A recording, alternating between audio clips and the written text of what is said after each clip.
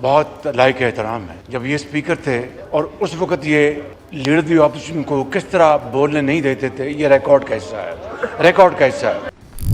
میاں صاحب نے بات کی ہے, میرے حوالے سے میں ایک بات ان کو یاد دلانا چاہتا ہوں. سب سے پہلے تو یہ کہ اسپیکر صاحب, جس میں میاں صاحب جو ہے نا 8 گھنٹے تقریر کرتے تھے, 8 گھنٹے, 2 دن تقریر ہوتی تھی.